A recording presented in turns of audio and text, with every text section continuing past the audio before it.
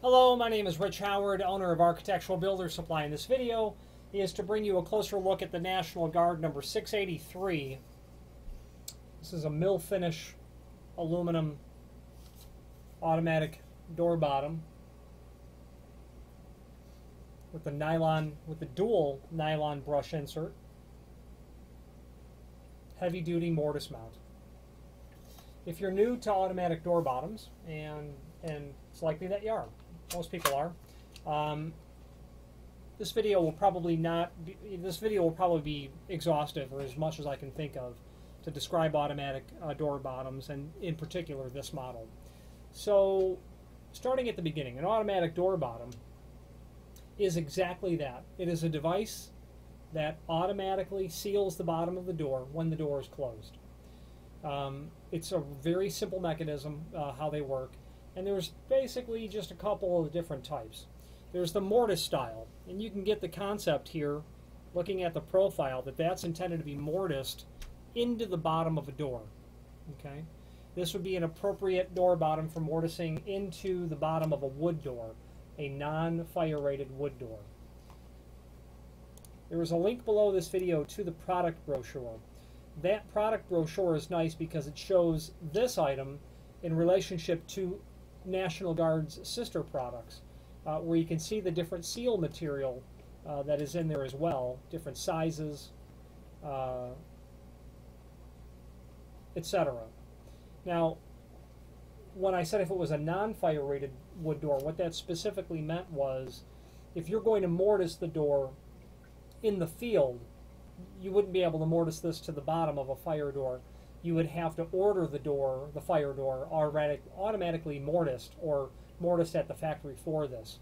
This is compliant with fire door requirements in terms of the amount of physical size that it is, but the preparation must be done by a listed company that can machine fire doors for this hardware.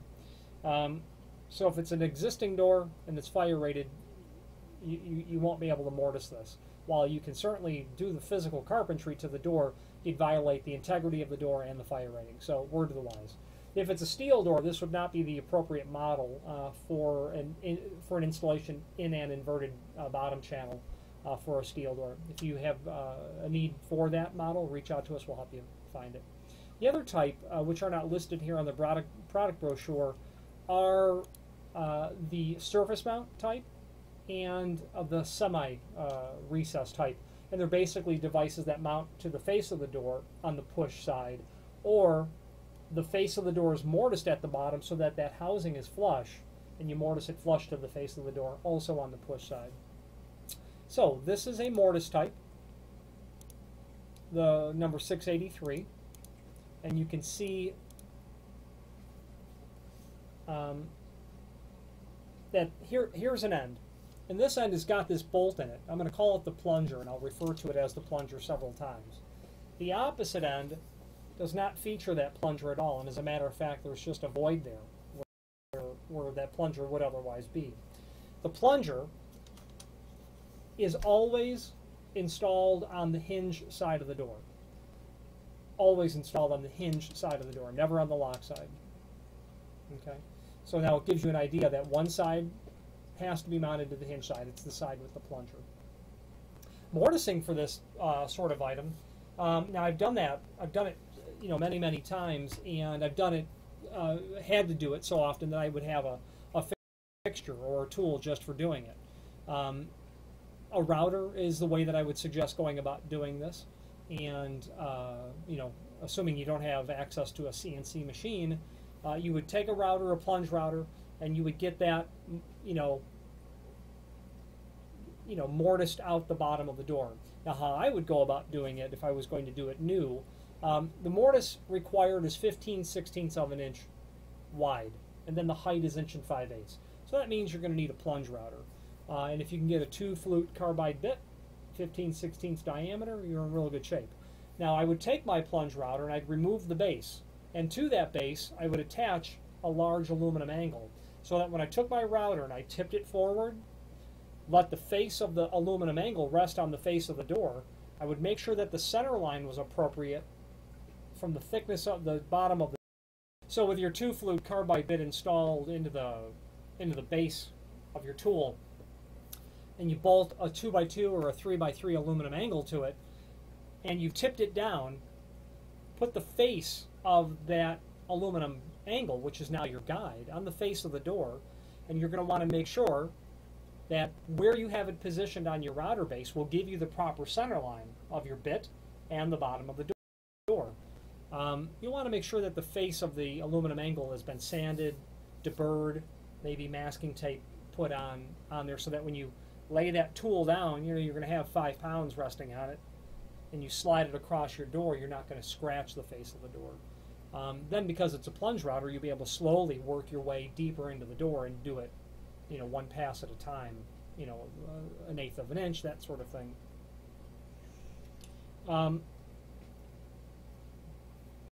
Now, regarding the mortising on the bottom, if you have any questions about how to go about doing that, by all means, reach out to me.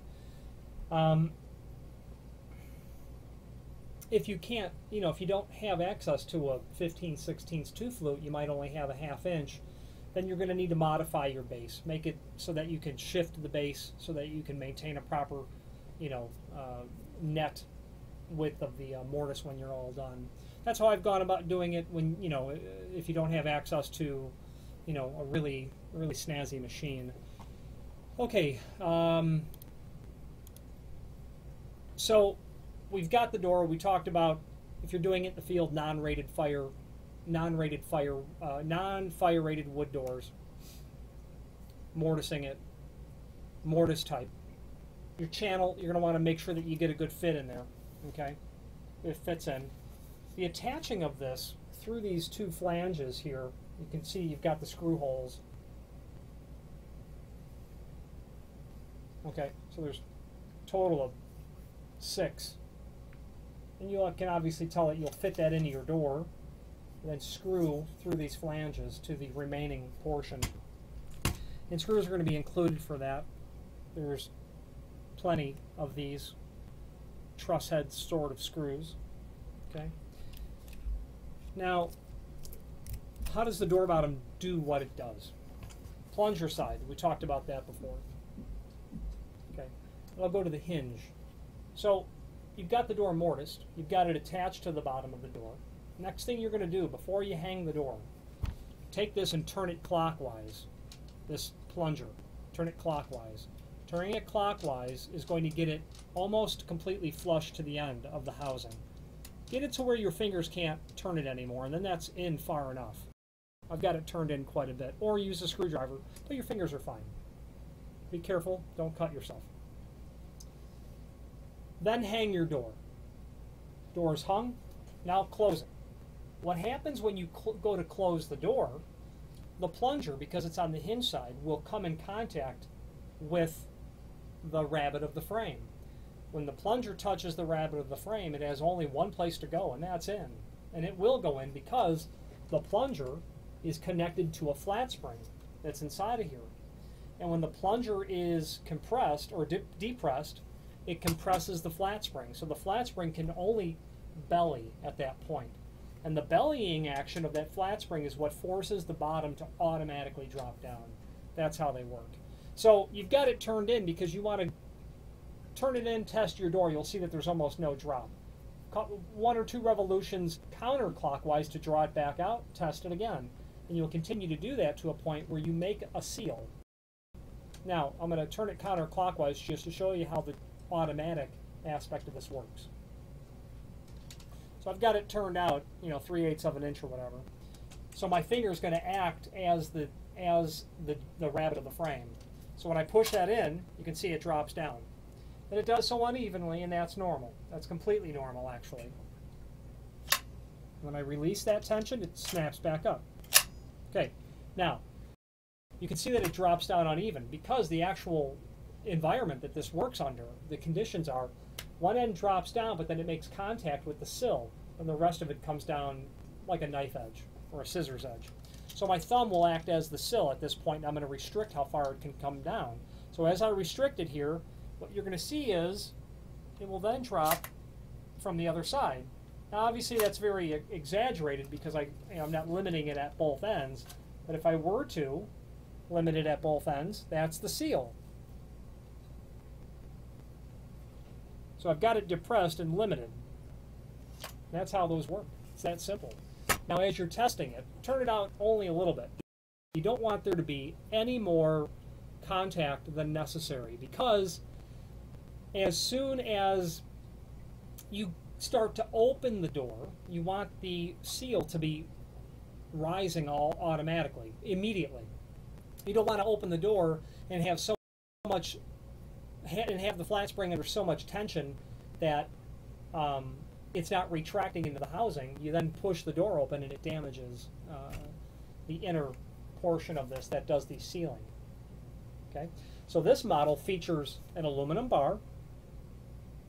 Okay, you can see here, and then 2 rows of gray nylon bristle. This is considered a heavy-duty model, and it certainly is, because of the size of everything, because of the fact that there is very high-quality, long-lasting nylon bristle here, and there's 2 rows of it. So that's going to give you an exceptional sort of seal. I find automatic door bottoms to be a very elegant solution, and I like them, and I say that they're elegant because this model, especially this model, it's concealed. You don't see it. You don't see it at all, as a matter of fact. It only does the job when the door is closed, meaning that it's not, you don't have a door sweep that's dragging over, you know, a high polished wood floor or shag carpeting or a terrazzo, you know, floor or anything in between. And because of the way that this works, when it only drops down at the very end, you can get the impression that it will be quite long lasting, because there is no dragging of the material against the surface. All it does is come down and seal. It doesn't get pushed like this. It just seals.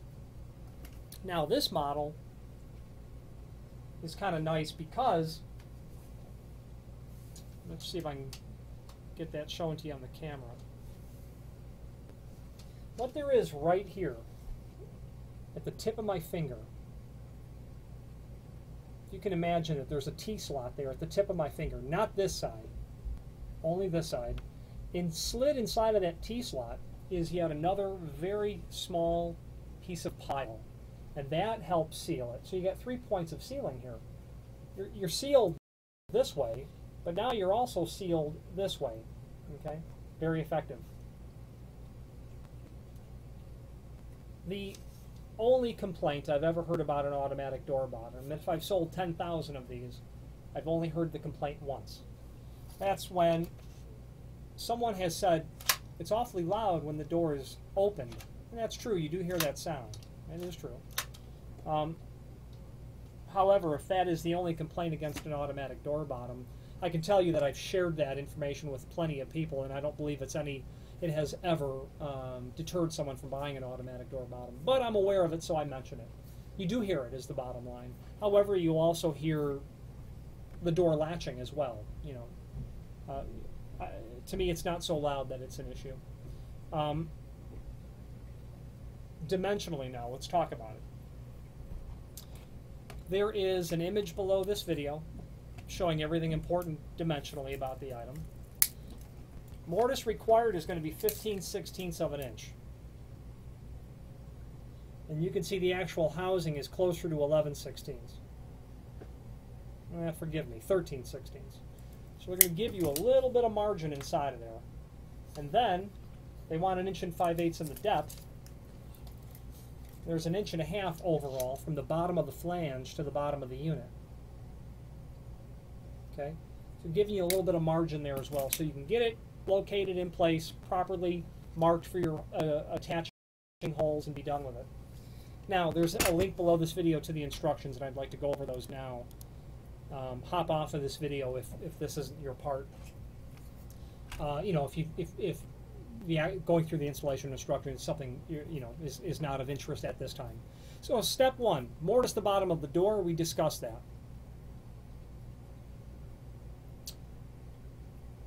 Step 2, slide brush clear when cutting case and drop bar.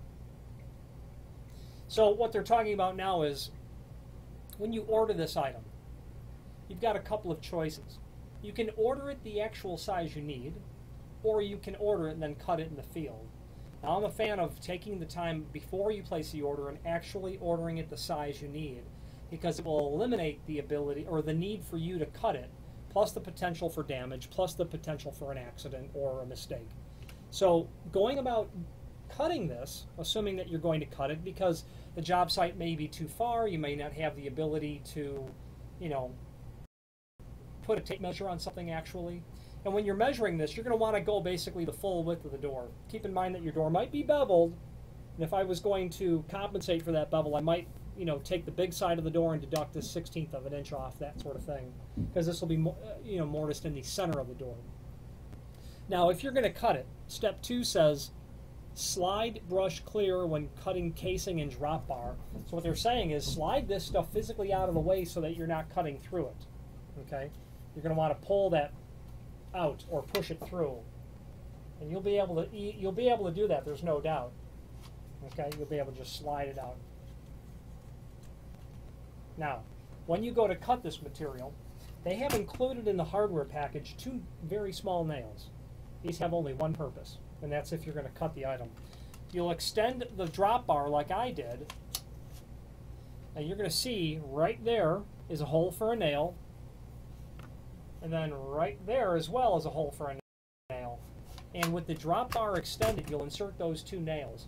Then it holds it in the proper orientation for you to cut, because the drop bar kind of does this sort of situation ever so slightly. So if you cut the unit with the drop bar retracted, when it came down it wouldn't be the proper size it needed to be. So that's why, and you'll notice here that it's not exactly, you'll kind of notice here it's not exactly flush, and that's by design. That's what those 2 nails are for. Again, order it from the factory pre-cut if you can. It just will save you the time, trouble, and effort. It is in the website in several different lengths. If you have need for a custom length, by all means let us know by ordering the next longest piece or pieces, and indicate simply in the comment field what net length you want us to cut the material back to. Step 3, cut door bottom to exact net width of door. Well, if your door is beveled, you might want to compensate, otherwise net width. Do not cut until drop bar is extended in down position. Insert the 2 nails. Drop bar extended. Do not cut from the adjusting rod. Okay, so a couple of things. Never cut this end, the plunger end. You don't cut that end. Cut the other end, the lock end. You can cut door bottoms 3 foot and longer up to 4 inch. If it's shorter than 36 inch, you're not really permitted to cut them in the field, and they're saying order it the size you need. Because of the inner construction where the flat spring is, there's not enough room at one end to actually do any cutting. They have to do that. Step 4, pardon me. Cut brush using the cutting section of pliers or diagonal cutters.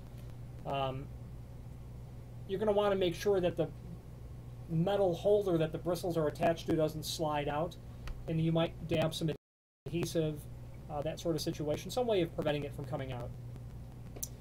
Then step 5, position door bottom in mortise with actuator rod towards the hinge side. Mark your screw holes, we've talked about that. Step 6 we've talked about.